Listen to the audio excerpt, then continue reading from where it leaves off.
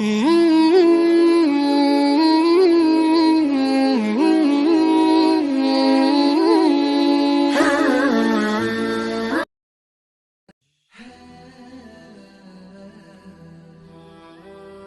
اللہ الرحمن الرحیم۔ السلام علیکم۔ حضرت عمر بن خطاب رضی اللہ عنہ سے روایت ہے، بیان کرتے ہیں کہ میں نے رسول اللہ صلی اللہ علیہ وآلہ وسلم سے سنا، آپ فرماتے تھے سب انسانی اعمال کا دار و مدار بس نیتوں پر ہے، اور آدمی کو اس کی نیت ہی کے مطابق پھل ملتا ہے۔ تو جس شخص نے اللہ اور رسول ہی کی طرف ہجرت کی تو اس شخص کی ہجرت در حقیقت اللہ اور رسول ہی کی طرف ہوئی،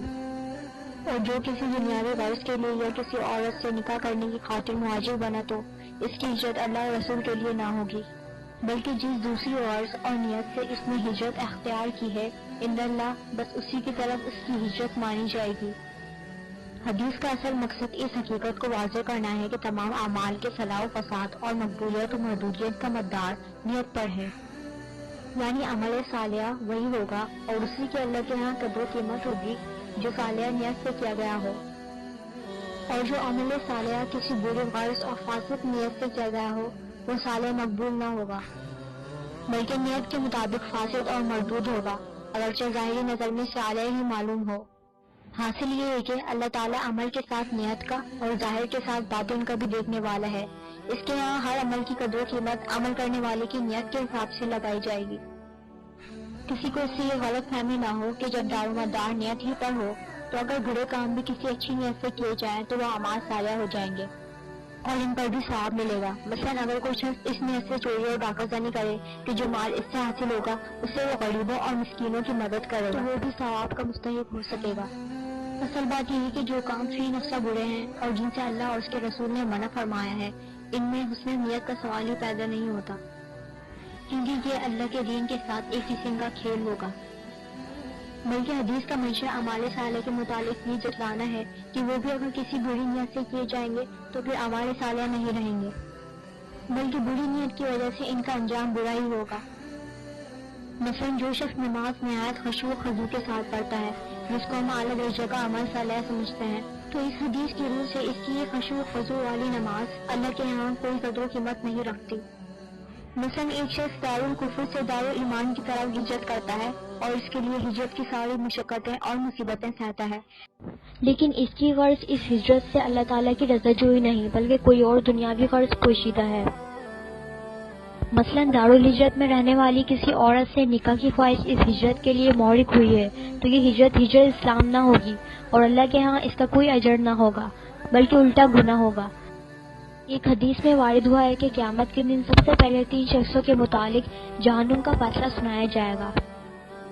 سب سے پہلے ایسے شخص کی پیشگی ہوگی جو جہاد میں شہید ہوا،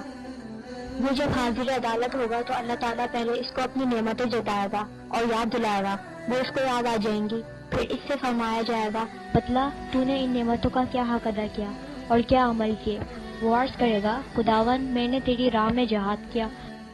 اور تیری رضا طلبی میں جان عزیز تک قربان کر دی۔ حق تعالیٰ فرمائے گا تو جھوٹ بولتا ہے، تو نے صرف اس لیے جہاد کیا تھا کہ تو بہادر و مشہور ہو، تو دنیا میں تیری بہادری کا چرچا ہو گیا، پھر اللہ کے حکم سے اس کو اوندھے منہ جہنم میں ڈال دیا جائے گا۔ اسی طرح ایک عالم دین اور عالم قرآن حاضر عدالت کیا جائے گا اور اس سے بھی اللہ تعالیٰ پوچھے گا تو نے کیا عمل کیے۔ وہ کہے گا میں نے تیرے دین اور تیری کتاب کے علم کو پڑھایا اور یہ سب تیری رضا کے لیے کیا۔ حق اللہ تعالیٰ فرمائے گا تو جھوٹا ہے، تو نے عالم، قاری اور مولانا کہلانے کے لیے یہ سب کچھ کیا، پھر بحکم خداوندی اس کو بھی دوزخ میں ڈال دیا جائے گا۔ پھر اس کے بعد ایک شخص پیش ہوگا جس کو اللہ تعالیٰ نے بہت کچھ مال و دولت دیا ہوگا، اس سے بھی سوال کیا جائے گا کہ تو نے کیا کیا۔ وہ عرض کرے گا کہ خداوندہ میں نے خیر کا کوئی شعبہ ایسا نہیں چھوڑا جس میں تیری رضا جوئی کے لیے اپنا مال نہ خرچ کیا ہو۔ حق تعالیٰ فرمائے گا تو جھوٹا ہے، تو نے صرف اس لیے مال خرچ کیا تھا کہ دنیا تجھ کو سخی کہے،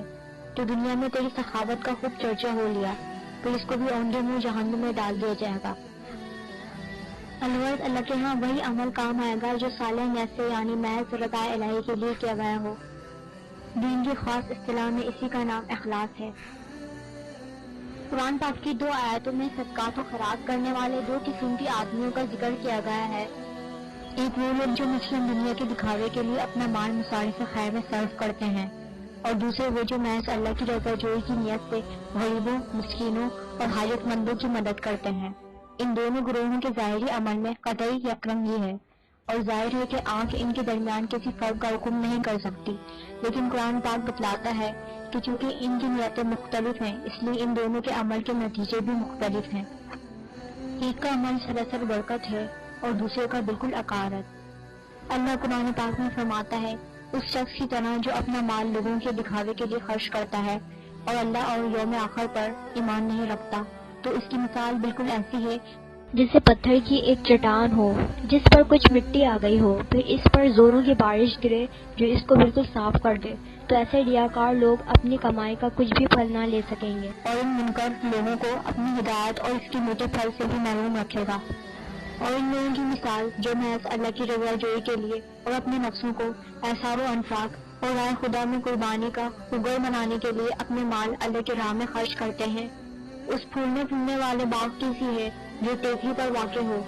اس پر جب زوروں کی بارش ہو تو دوگنا چوگنا پھل لائے۔ تو اگرچہ ان دونوں نے بظاہر یکساں طور پر اپنا مال غریبوں، مسکینوں اور حاجت مندوں پر خرچ کیا، مگر چونکہ ایک کی نیت محض دکھاوے کی تھی، اس لیے لوگوں کے دیکھ لینے یا زیادہ سے زیادہ ان کی وقتی داد و تحسین کے سوا اس کو کچھ حاصل نہ ہوا، کیونکہ اس کی غرض اس انفاق سے اس کے سوا کچھ اور تھی ہی نہیں۔ لیکن دوسرے نے چونکہ اس اثار و انفاق سے صرف اللہ کی رضا مندی اور اس کا فضل و کرم چاہا تھا، اس لیے اللہ نے اس کو اس کی نیت کے مطابق پھل دیا۔ بس یہی وہ سنت اللہ اور قانون خداوندی ہے جس کا اعلان رسول اللہ صلی اللہ علیہ وآلہ وسلم نے اس حدیث میں فرمایا ہے۔ اس دنیا میں صرف ظاہر پر تمام فیصلے کیے جاتے ہیں اور آخرت میں نیتوں پر کیے جائیں گے۔